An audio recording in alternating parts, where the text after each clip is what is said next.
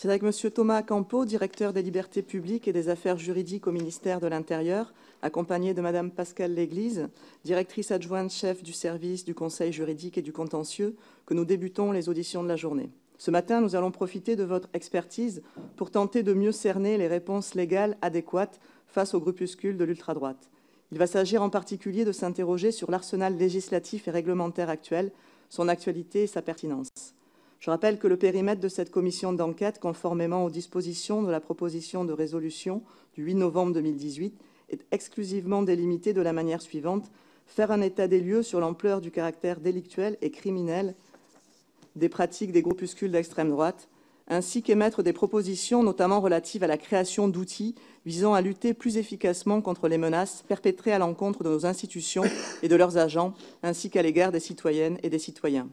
Afin de démarrer, je vous soumets plusieurs questions liminaires auxquelles vous aurez la possibilité de répondre dans un exposé d'une quinzaine de minutes, si ça vous convient. Ma première question concerne le suivi des groupes d'ultra-droite.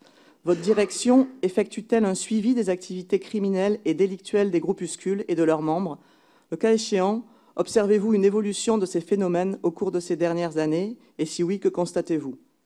Une deuxième question a trait à la qualification de leurs agissements. Comment peut-on qualifier juridiquement les actions de ces groupuscules visant à se substituer aux missions régaliennes de l'État, comme par exemple l'affaire du col de l'Échelle? Quelles sont les qualifications retenues pour les personnes mises en cause dans cette affaire? Enfin, mes dernières questions concernent la réponse légale de l'État. À quelle fréquence et sur quel fondement les autorités préfectorales ou municipales sont-elles amenées à prendre des arrêtés visant à interdire la tenue de manifestations organisées par des groupuscules d'extrême droite ou auxquels ces derniers seraient susceptibles de participer? Concernant plus précisément les dissolutions administratives, qui ont encore été évoquées hier par le Président, quels sont les différents motifs utilisés? Pensez-vous qu'une évolution de la liste prévue à l'article L212-1 du Code de la sécurité intérieure soit utile? Et si oui, dans quel sens? Enfin, vis-à-vis des discours de provocation ou d'incitation à la haine raciale et à la violence, à la discrimination, la loi de 1881 sur la presse et plus généralement le droit applicable en la matière de délits de presse et de délits commis par voie de presse sont-ils encore adaptés? Et s'ils ne le sont pas, que préconisez-vous? Je vous remercie et je vous laisse la parole.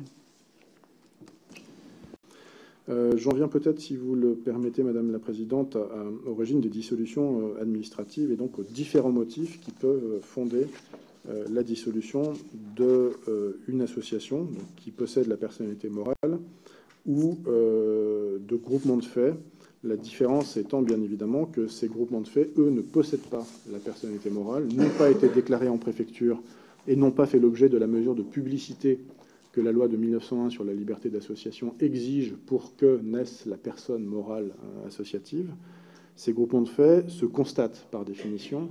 Cela suppose d'avoir un groupe d'individus, des objectifs communs, des actions communes, souvent des slogans, des signes qui nous permettent, mais sous le contrôle du juge administratif, d'établir l'existence, au-delà du regroupement de personnes physiques, d'un groupement de faits qui a toutes les apparences d'une association sans avoir été déclaré et donc sans posséder la personnalité morale.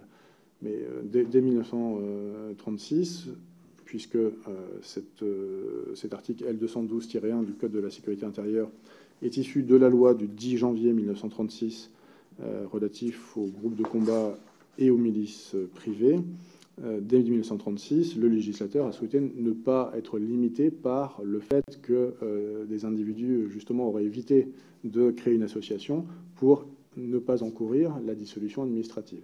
Donc on peut dissoudre à la fois des associations. Là, on n'a pas à faire la démonstration de son existence, puisqu'elle est officielle, elle est publique par la publication au JO du récépissé de déclaration de l'association. En revanche, pour un groupement de faits, la première étape va être de démontrer l'existence d'un groupement de faits à côté de la juxtaposition des personnes. Donc cet article L212-1 du Code de la sécurité intérieure, je le disais, est issu, en tout cas pour ces trois premiers motifs, de la loi du 10 janvier 1936, contexte bien connu dans l'histoire de la France, de crise politique, économique, sociale, ayant donné lieu à la multiplication de ligues qui visaient très directement à remettre en cause la forme républicaine du régime, à bousculer, voire à renverser les institutions, et qui se traduisait par des mouvements, parfois armés, dans la rue, ce qui explique des formulations qui sont encore aujourd'hui celles de l'article L212-1, donc après sa codification, lors de la création du Code de la sécurité intérieure en 2012.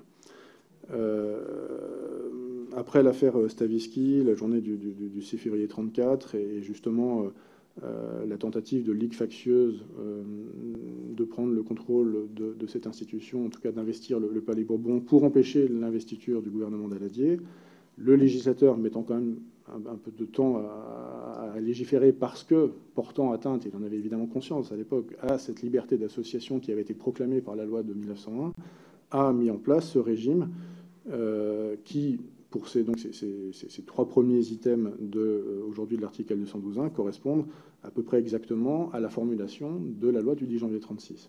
Le premier motif, c'est la provocation à des manifestations armées dans la rue. Provocation à des manifestations armées dans la rue.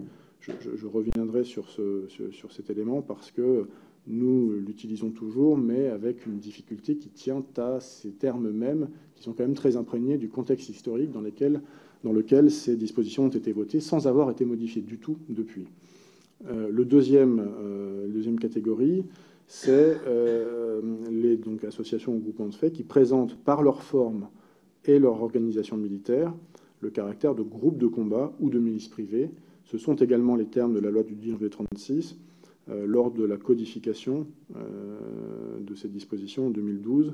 On a juste enlevé une incise qui excluait de cela, en gros, les groupes, les associations d'éducation de la jeunesse qui existaient à l'époque et qui étaient agréées, qui n'existent plus aujourd'hui. Donc ça a été toiletté. Mais pour le reste, la formulation que vous trouvez aujourd'hui est issue également totalement de la loi du 10 janvier 1936. Et le troisième élément, c'est les associations de groupements qui ont pour but de porter atteinte à l'intégrité du territoire national ou d'attenter par la force à la forme républicaine du gouvernement. Là aussi, on voit que cette formulation est historiquement datée, même s'il en a été fait un usage plus étalé dans le temps, pas seulement dans les années 30, mais également après la Seconde Guerre mondiale, notamment s'agissant de l'atteinte à l'intégrité du territoire national à l'encontre d'associations de groupements à visée indépendantiste et qui visaient à détacher du territoire national certains de ces éléments, qu'il s'agisse d'ailleurs à l'époque du territoire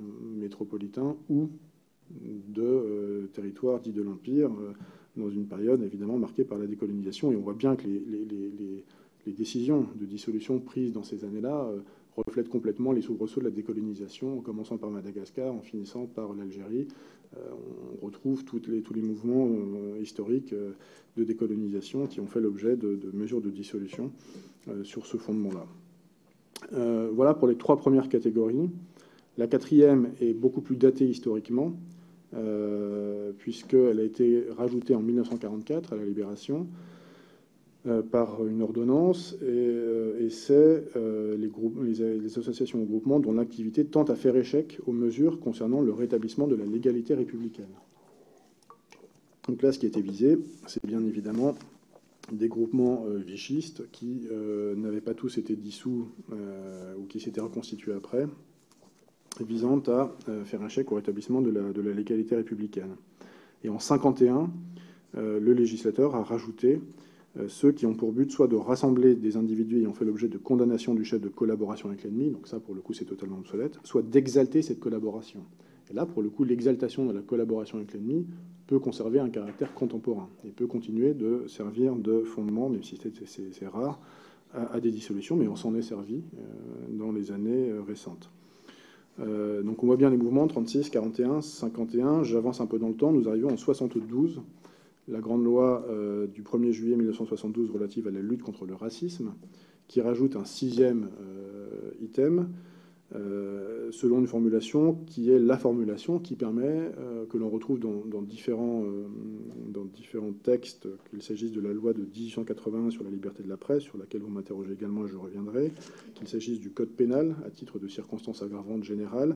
Ce sont la provocation à la discrimination, à la haine ou à la violence envers une personne ou un groupe de personnes à raison de leur origine ou de leur appartenance ou de leur non-appartenance à une ethnie, une nation, une race, une religion déterminée, soit propage des idées ou théories tendant à justifier ou encourager cette discrimination, cette haine ou cette violence. C'est ce qui est un fondement qui permet de dissoudre une association ou un groupement, mais on retrouve la même formulation dans l'incrimination pénale de la provocation à cette même discrimination, haine ou violence à raison des mêmes motifs dans la loi de 1881. On le retrouve également pour l'injure publique ou pour la diffamation, qui sont également des délits de presse, comme circonstances aggravantes. Et la même formulation est également l'une des rares circonstances aggravantes de portée générale inscrites dans le Code pénal, qui aggrave les sanctions pénales à l'encontre des personnes qui ont commis toute forme de crime ou de délit. Ce motif est utilisé, évidemment, et continue de l'être, et est probablement le motif privilégié par rapport à l'objet de votre commission. Et enfin, en 1986, là aussi, reflet des événements frappant la société française, en 1986, le législateur ajoute la possibilité de dissoudre les associations de groupements qui se livrent sur le territoire français ou à partir de ce territoire à des agissements en vue de provoquer des actes de terrorisme en France ou à l'étranger. Donc c'est vraiment le terrorisme spécifiquement, même si dans les années précédentes, alors que cette disposition n'existait pas, d'autres fondements ont pu servir à la dissolution de groupements dont le caractère terroriste des activités ne faisait pas de doute, mais qui également pouvaient présenter l'apparence ou la caractéristique d'un groupe de combat. Je pense par exemple à l'Action Directe, qui était dissous sur le fondement du groupe de combat ou des milices privées, avant même le vote de la disposition permettant de dissoudre spécifiquement pour provocation aux actes de terrorisme. Et ce régime juridique n'a plus évolué ensuite. Il n'y a pas eu de nouvel ajout depuis 1986. Et on voit bien que les différentes étapes historiques, avec un rajout à la file de motifs nouveaux, ont visé à prendre en compte de nouveaux faits politiques et sociétaux qui présentaient les mêmes risques pour les institutions et leur stabilité. Motif d'ailleurs protégé des institutions que la Cour européenne des droits de l'homme reconnaît comme légitime pour apporter à la liberté d'association des limitations pouvant aller jusqu'à la dissolution. À la fois la Convention européenne des droits de l'homme dans son écriture et la Cour dans sa jurisprudence reconnaît la possibilité de dissoudre une association pourvu que ce soit établi par la loi, ce qui est le cas ici, que le but soit légitime et que ce soit proportionné aux agissements de la dite association, du dit groupement, ceci étant évidemment à l'appréciation des juges nationaux.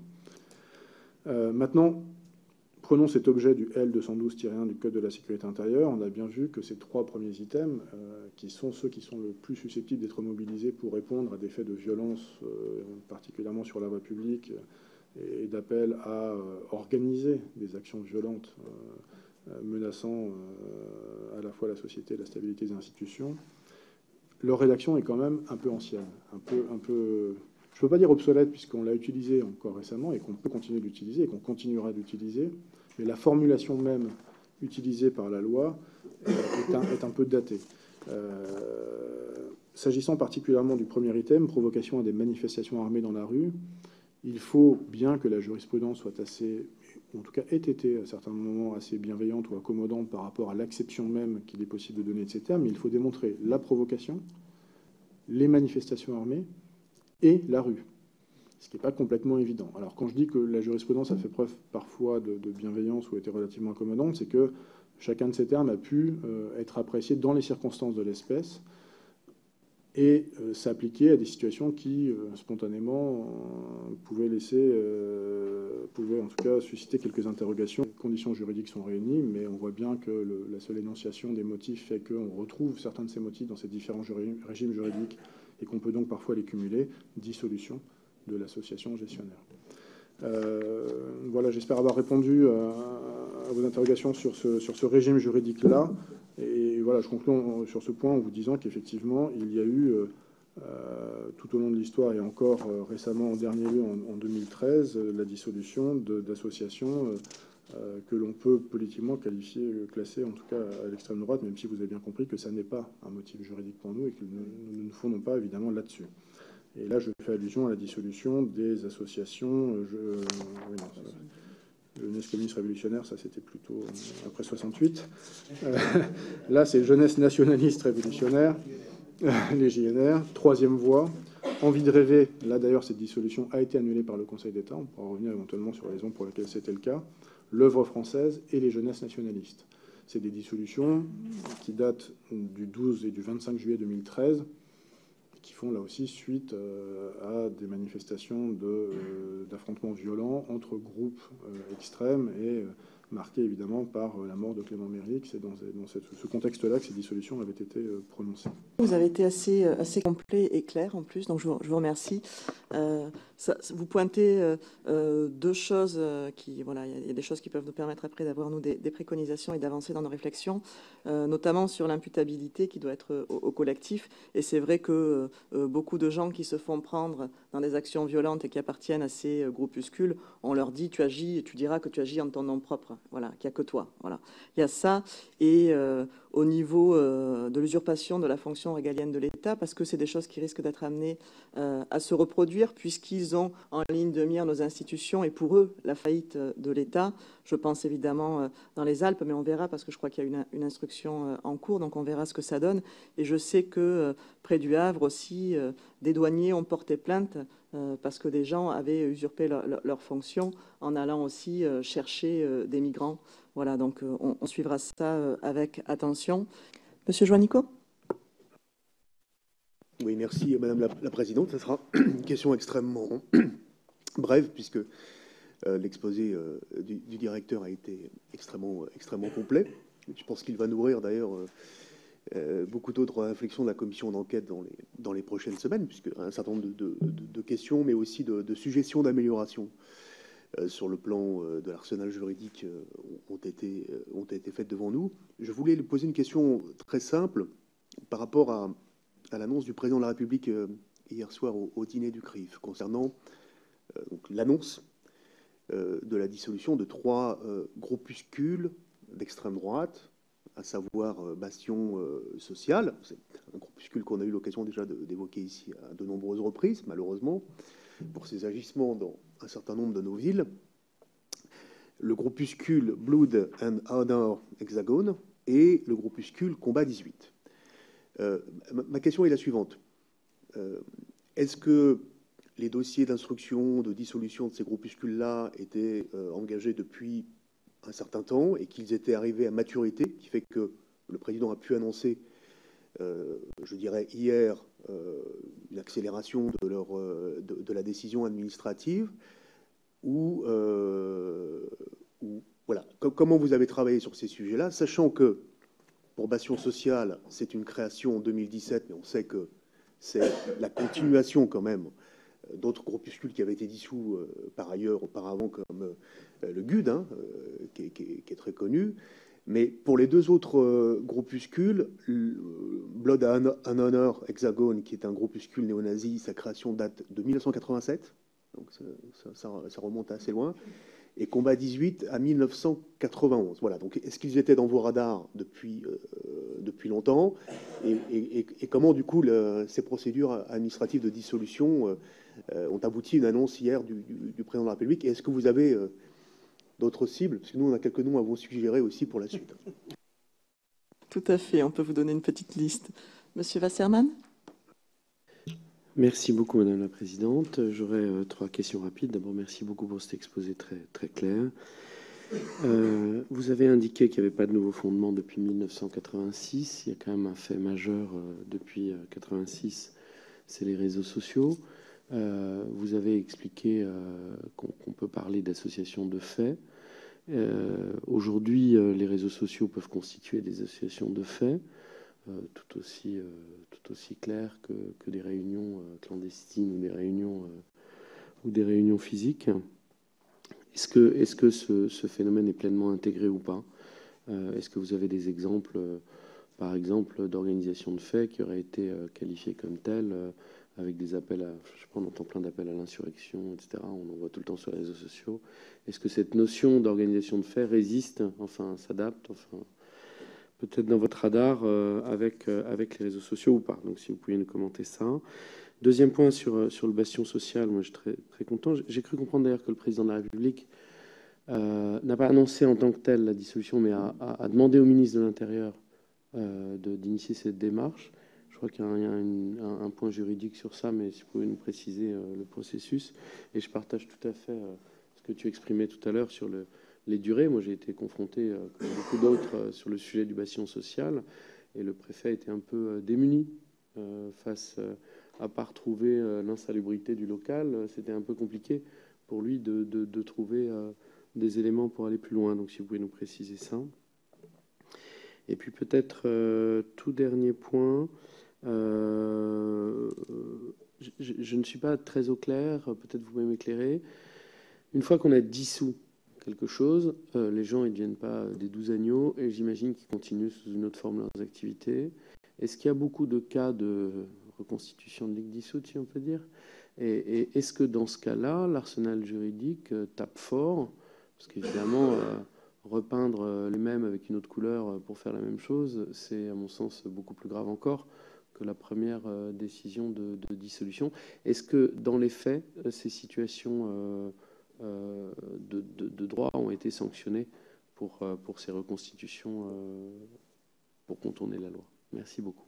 S'agissant des améliorations qu'il serait possible d'apporter à l'arsenal législatif, je ne pense pas, et ça répond également à une question de M. Wasserman, je crois, je ne crois pas que ce soit l'article L220 du Code de la sécurité intérieure sur les dissolutions qui doivent être modifiés pour tenir compte de ça. Parce qu'effectivement, nous pouvons parfaitement utiliser l'existence de sites Internet, voire même de publications sur des réseaux sociaux, l'existence d'un compte Twitter, Facebook ou autre, pour caractériser l'existence d'un groupement de faits.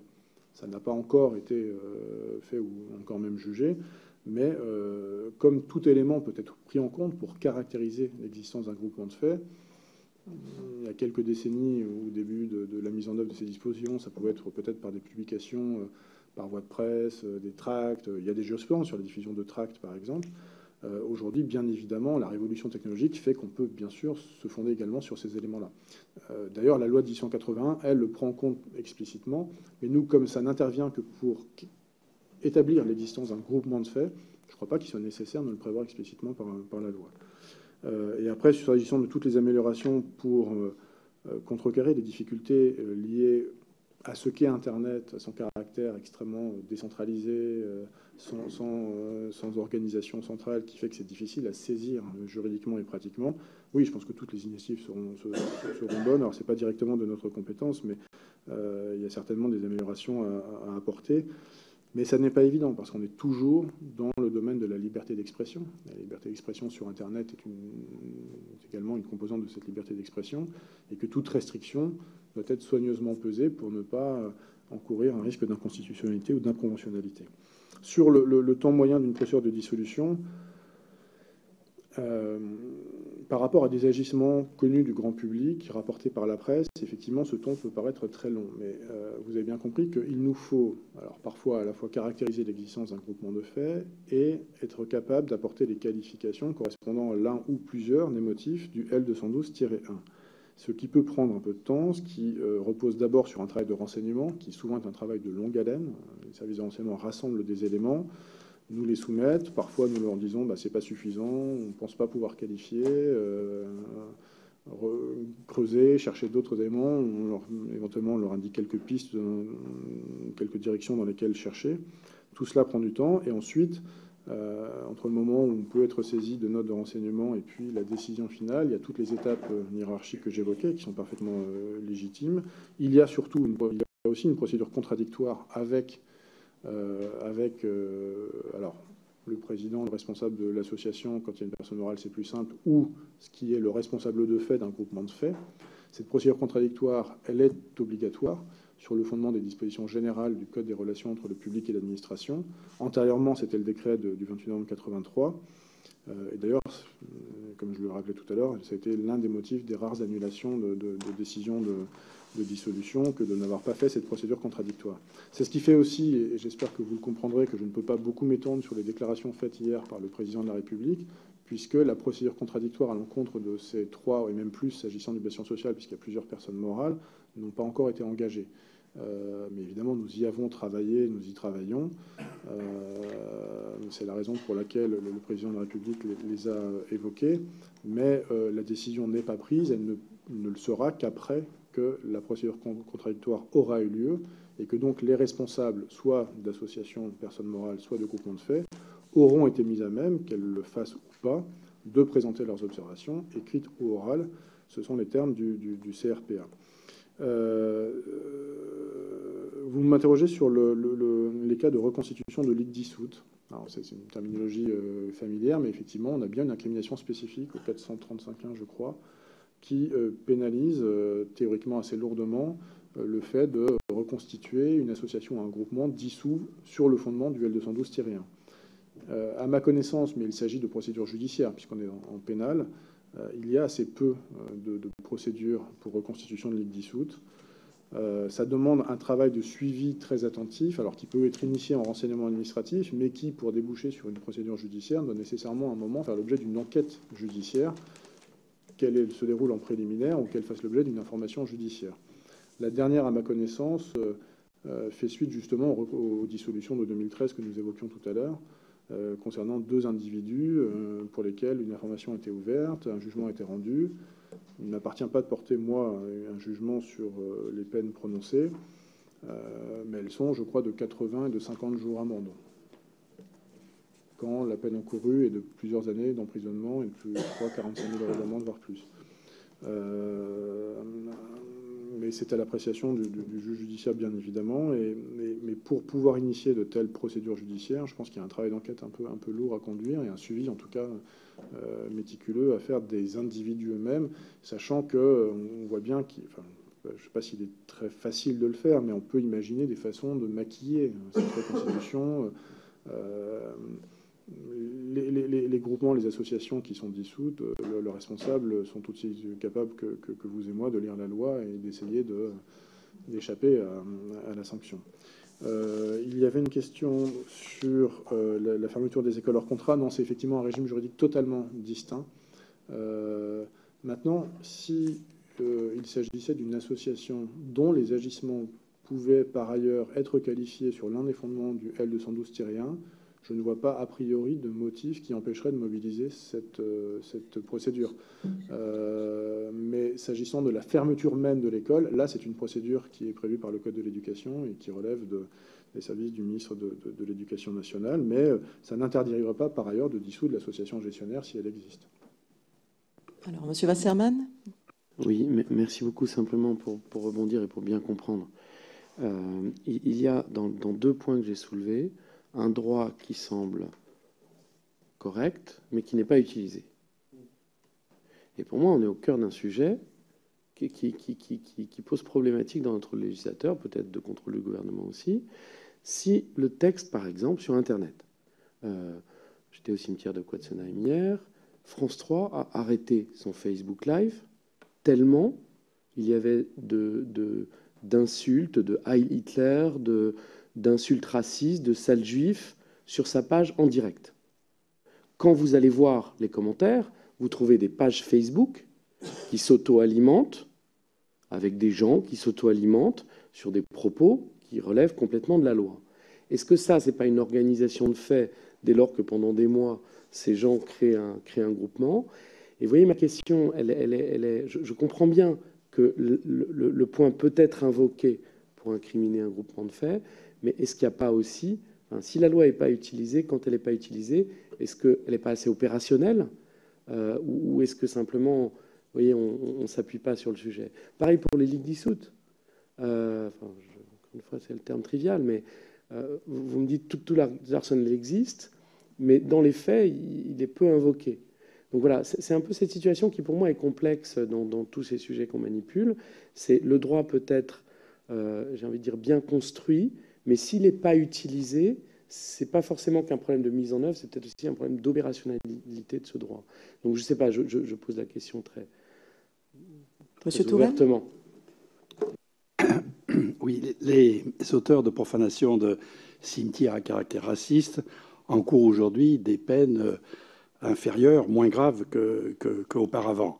C'est un effet inattendu de la loi Égalité et Citoyenneté de 2017, Je voudrais quand même signaler que des fois, ça marche, hein, l'interdiction des sites Internet ou des chaînes YouTube. Là, on a un groupe sectaire et qui chante des chansons d'extrême droite qui a fait un petit communiqué pour s'indigner de la fermeture de leur chaîne YouTube, ce qui est une excellente chose, parce qu'il y avait des chansons où on les voyait faire les brigands, où il y a les nazis, etc.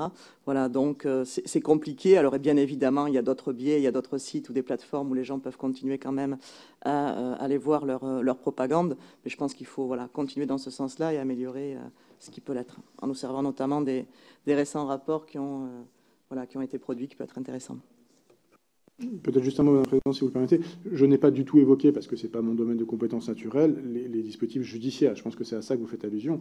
En réalité, oui, il existe pour le coup un dispositif assez efficace, mais qui devrait être mobilisé très fréquemment pour l'être complètement. Mais le foisonnement d'Internet fait que, évidemment, ça n'est pas totalement possible. Mais il existe un dispositif judiciaire qui, lui, permet d'interdire, de bloquer, etc. Moi, je n'évoquais que le blocage administratif, qui, lui, n'est permis que pour les actes de terrorisme et que pour la pédopornographie, qui se fait sans l'intervention d'un juge. Et là, on voit bien que le fait de ne pas avoir d'intervention de juge judiciaire a priori, mais un contrôle a posteriori sur requête de la personnalité qualifiée auprès du tribunal administratif n'offre pas tout à fait la même nature de garantie. Et c'est pour ça que ça ne peut que rester limité. Alors peut-être peut-on l'étendre à quelques autres champs, mais je ne pense pas que l'on puisse imaginer un système de blocage administratif généralisé qui serait une forme moderne de censure, finalement. Tout à fait, je vous remercie. Une dernière question ? Non ? Écoutez, je vous remercie à tous pour votre présence et pour la qualité des débats aujourd'hui. Merci.